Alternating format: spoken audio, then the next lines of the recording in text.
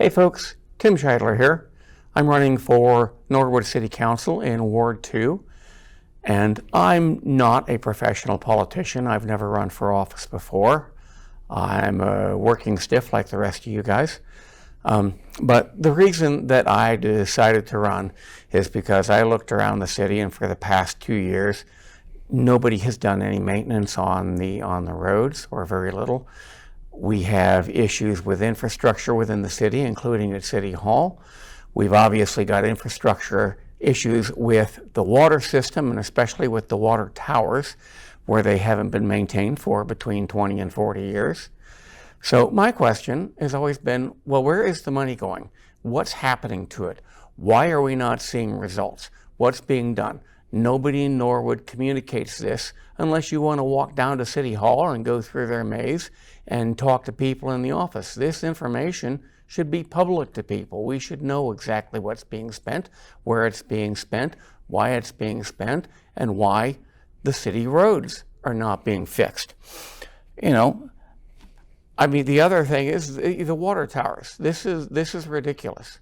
We should not have had water towers that are broken down, deteriorating, with holes in them, with rusted access ladders, with dead birds and dead animals in the water, with bird droppings all over the inside of the tanks.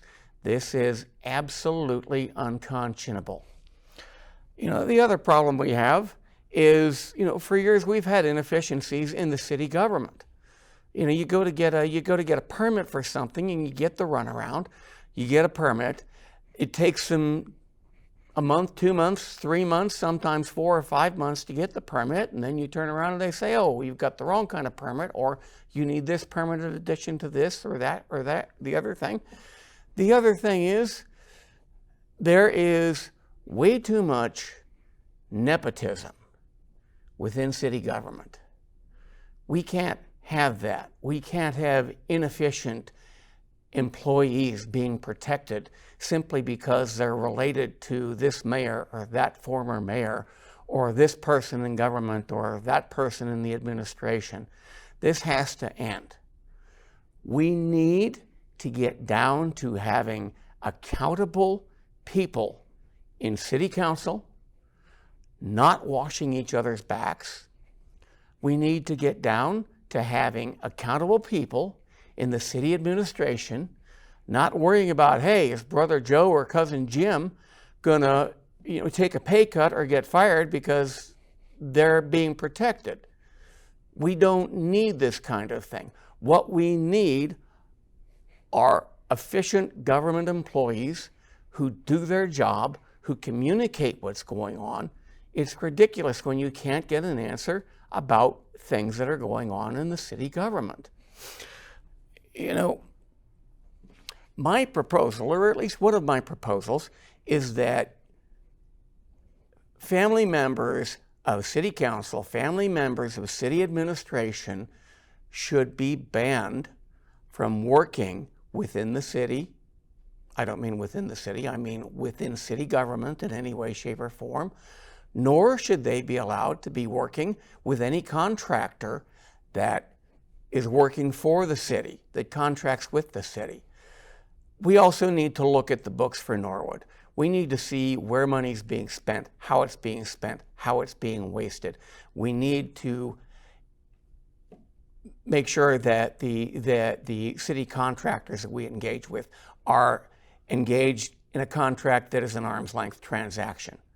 We need to make sure that these people are not involved in sweetheart deals. We need to insist that if they're going to do business with the city government, that they avail themselves of city auditors to go in and inspect their books and look at who is getting what and whether or not employees who may engage, city employees that may engage their services are getting an arm's length transaction, are getting contracts at market rates, or to make sure that they're getting contracts and paying those contracts at all. We don't need favors for kickbacks. We also need Financial information should be publicly posted. And I don't mean just general information, just macro information. I mean all city information, so that we can look in and see who's doing business with the city government, what's being billed to them, what's being paid to them. So we can look in and see, are these bills actually accurate? Are these actually things that have been engaged in by the city? And have we been charged a market rate? These are things that a treasurer and a controller should handle. I know, because I've got 15 years experience as an accountant with 3 different corporations, 2 of which where I was the treasurer, 1 of which where I was the controller. When I was the treasurer, I guarantee you, the buck stopped here. I was the last line of defense for the spending and the budget for those companies.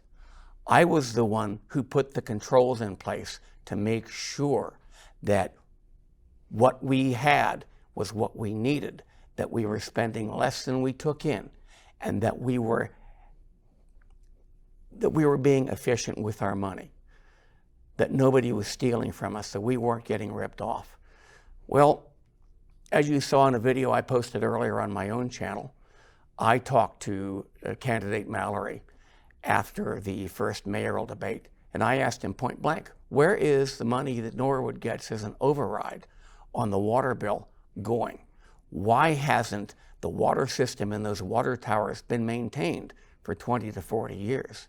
You've been treasurer for 22 years. His answer to me was quite blunt. He said, I have a very narrow scope as treasurer of Norwood.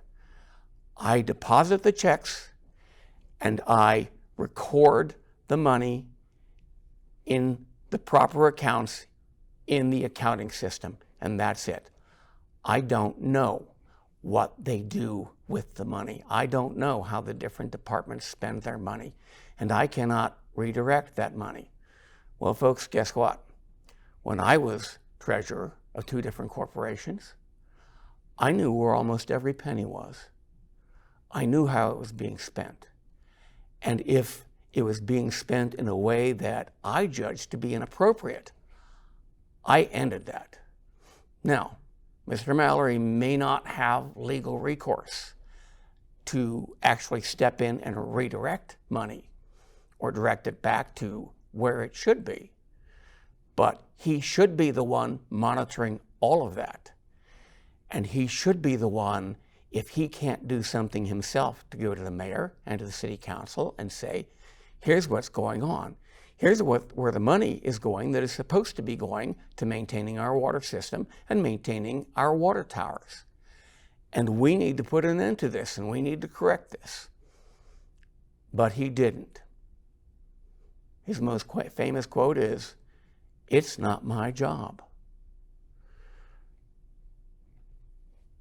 When asked about communications and one hand not knowing what the other hand is doing in City Hall, the other candidate, Vic Schneider, said, well, we need to come up with some flowcharts. Flowcharts? Really, Vic? What you need to do, Vic, is study how everything is run down there. Make an intensive study, and then go in and say, here are the changes we're going to make. Here's how you're going to communicate. Here's how people are going to know exactly what they need. Businesses should not have to come back to City Hall time and time again because they're getting the runaround and they don't know what permits they need. This is not fair, and this is not helpful to the business community. This is how we drive away jobs. Fees should not be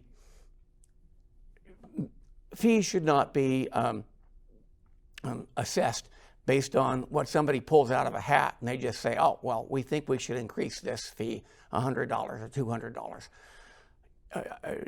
Cost accounting studies need to be done to see exactly what it costs for us to run permits and different departments, to see what it actually costs us to do this, and we adjust the fees according to that. That is what makes sense, so that we are not charging people an exorbitant amount of money, but we are covering our costs. That's fair. Anyway, I'm here because on City Council, I can ask the tough questions, and I know the questions to ask. I know where to go to look for answers. We have streets that are not paved. We've got a brand new pothole as I speak right now at the corner of Ashland and Sherman that is about 5 or 6 feet wide. It's about 6 inches deep and it's full of gravel. This is ridiculous. Anybody who wants to know, what type of community involvement I have, I've always been involved in my community.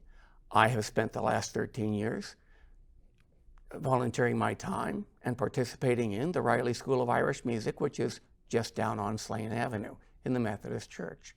I do that on a weekly basis during the school year. I spent 10 years coaching Olympic-style archery to kids from 8 to 18. I was their beginning coach. I made sure that they got a good foundation for their shooting style. I've always been involved with people. I've reached out to help people. I don't talk about a lot of the charitable stuff I do because it's just done behind the scenes. If I know somebody that needs help, I do it. I'm not doing this to get rich or to be famous or to, have my name on a city sign like Vic did. I'm running because I'm trying to get the ship righted. I'm trying to get Norwood straightened out. It's like somebody from the state said, Norwood doesn't have a revenue problem. We have a spending problem. And that's because nobody is accountable. Thank you.